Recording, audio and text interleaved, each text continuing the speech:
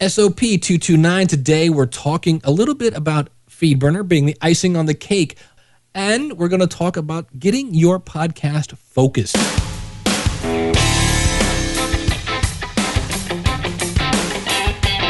It's the School of Podcasting's morning announcements. Here's Dave Jackson. Podcasting since 2005. I am your personal podcast coach, Dave Jackson, thanking you so much for tuning into the podcast. I know your day is busy, and because of that, let me remind you that our website is schoolofpodcasting.com. You can email me, dave@schoolofpodcasting.com, and you can call in your comments. I would love to hear from you. It's real easy. It's courtesy of podcastvoicemail.com. It's 888-563-3228. And because you're busy, I'm going to get right to the meat and potatoes. I want to debunk a myth here. Well, first of all, I have to mention the fact that I said today's show is 2:29, and if you listen to last week's show was 2:30. That's because I wasn't anywhere near my computer, and I had to guess which episode we were on. So to keep things in sync, last week's show was 2:30. This week's 2:29. You guessed it. Next week, 2:31. Right. So that way somebody won't look back later and go, "Hey, whatever happened to show 229?" Well, there actually isn't one. Well, there is one. It's just out of sequence. But as you know, I've been working on a book over at morepodcastmoney.com. I am up to my armpit in self-publishing knowledge, and I was reading this book by this guy that basically wrote the Bible on self-publishing. His name is Dan, I'm going to say Poynter, Poynter. And in the book, he's talking about podcasting, and I just wanted to go, Dan, stick to self-publishing, because he said podcasting is only audio. No, and then he said vidcasting. There's podcasting and vidcasting. No, podcasting is audio, video, and PDF files. You can actually podcast a PDF. Some people call it vidcasting, but podcasting is audio, video, and a PDF. But the other thing he said that I just wanted to take the book and throw it against the wall is he said, if you want to create an RSS feed, you can use a program like Feed4All or FeedBurner. And I'm like, oh, no, you didn't. That's wrong. You can't make an RSS feed with FeedBurner. You can enhance an RSS feed with FeedBurner. Now, FeedBurner is owned by Google, and what I use FeedBurner for and what I recommend it for is making your iTunes tags. When you have your podcast, you want to submit it to iTunes, but iTunes, being owned by Apple, said, well, if you're going to get in our special Super Jumbo Deluxe directory, you've got to have these special Super Jumbo Deluxe tags that don't come standard in whatever you're using to make your RSS feed. Now, for me, I make my RSS feed via WordPress. I update my website, I update my RSS feed all at the same time. So I now use the analogy of this. The RSS feed that comes out of WordPress is kind of like your eggs, your milk, and your cake mix. It's that fluffy part of the cake that is the actual cake, right? Then you take your RSS feed and you stick it into FeedBurner, and it kind of encompasses it takes all the information that's in your RSS feed and adds some stuff on top of it, much like icing. So FeedBurner is the icing on the cake, and it takes that original information, ABC, and adds some extra things to it, DEF. So now you get ABCDEF. And if you don't have the original blog, you just have DEF, so that's not going to work. And if you just have the cake, you're just going to have ABC. So you can't have a cake with just icing, and you can't have a cake. You can have a cake with no icing, but I think that's called a muffin. Maybe, I don't know. But no, I just heard that and was like, no, that's just wrong. You can't make a feed with FeedBurner. It enhances the feed you already have that I recommend is made by WordPress. So Dan Poynter, guru of self-publishing, stick to self-publishing, and I'll stick to recommending things for podcasting. Now, one of the things I do like, as I'm getting deeper and deeper into writing, is the fact they talk about when you write your book, the first thing you're actually supposed to write is the back page. You know, the back part of the book that people, when you go into a bookstore, you turn it over and you read it and you're like, oh, hey, this might be something I want to read. Then you start to filter through the pages, and if you like those, you go up to the counter and you buy it. And I'm like, well, that's kind of cool. But they said, write the last page, that very, the back of your book, write that. And then anytime, if you're not sure, as you're making your outline of your book, turn to that back page and go, does this fit this? And I was like, that's a really cool idea. because as I've taken my book now, I've been approaching different editors. We do have our beta readers who are giving me great content, great feedback. Thank you guys. I love it so much. But I've also contacted a professional editor so that when we get done with their ideas and merge it with mine, I'll take it over to a professional editor. And I said, I've got some things in there that people have said are kind of podcasting 101. And I said, it's really the target person for this book is the person who already has a podcast and wants to make some money from it. And I said, but I feel like this is still good information. My editor said, Dave, if it doesn't fit the target of the reader, then get it out of there. And if it's really good content, match it with some other content and write another book. And I went, oh. So I might actually write a book about maybe planning your podcast. You'll have the School of Podcasting when you're ready to learn how to record your podcast and put it together. And then you'll have my More Podcast Money book if you want to make money from your podcast. I was like, that's not a bad idea. But it's all based on having the focus of what, in this case, your book is about. Now let's switch it over. What is your podcast about?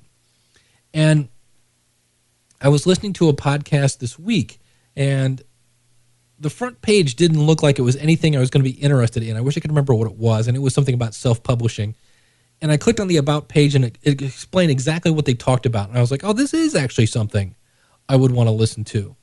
And I actually started listening to it, and I was like, okay, cool. And I thought, if that About page, without it, I probably wouldn't have I just would have said, nah, this isn't for me. But I saw the About button. So that's definitely one of the buttons you should have on your website. You should have a contact button, an About button. Those are the two bare bones, right? How do you contact me, and what am I about, and then anything else you have. But those two are the bare bones minimums. And so I went to the School of Podcastings, and I actually have my About page has two purposes. One is it talks about the actual podcast. And in this case, my podcast talks about everything from planning, which is kind of what we're talking about today with the About, the planning, producing, or promoting, and all the tools like FeedBurner in between. That's how I kind of define what I'm going to talk about. And by doing that, it keeps me focused. So that may be one of the things you do today is sit down and go, well, what is my podcast about? Because what happens is if we water down what we're about and you try to be everything to everyone, you're going to end up being nothing to everyone. Because I have seen this happen. I'm a musician, and I've seen where bars will try to have comedy on Monday nights, country on Tuesday night, metal on Wednesday night, rap on Thursday, oldies on what they were up to Saturday, and they're trying to be everything to everybody, and it doesn't work. I've seen this happen at least 5 times. You can't be everything to everyone. Figure out what your podcast is about and do that topic well and do it deep. Don't just skim. Go down deep now into that niche. And that's where I really liked that advice of write your About page. Write in the back part of your book first. And then anytime you're not sure if you should cover this topic, just go look at the back of your book. Or in this case, go and look at our About page and go from there. Last up, speaking of books, we've actually got, I'm going to talk about this, and I have a great plug-in for anybody who is writing a book. And I realize podcasting and books are similar, and you may not be doing this, but I know a lot of people are using their podcast to promote a service they have, or in some cases, some sort of ebook. And Andy White of the Podcast Advisor is getting ready to release Podcasting Unleashed, the book. You can find that at podcastingunleashedthebook.com. And it is it really has a lot of things in it. And if you actually buy it before November 1st, you can get a 30% discount on the book. And Andy is doing similar to what I'm doing. And I didn't steal this from Andy because Andy started his book way before I did.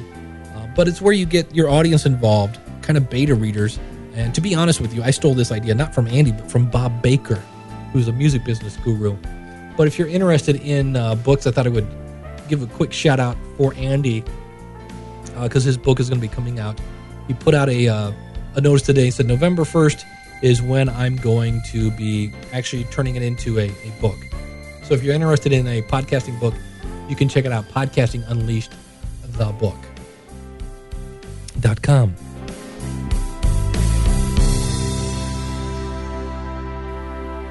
And speaking of ebooks now, so if you're looking to monetize your podcast, I found a really interesting plugin. It's called, you can find it at schoolofpodcasting.com/stamper.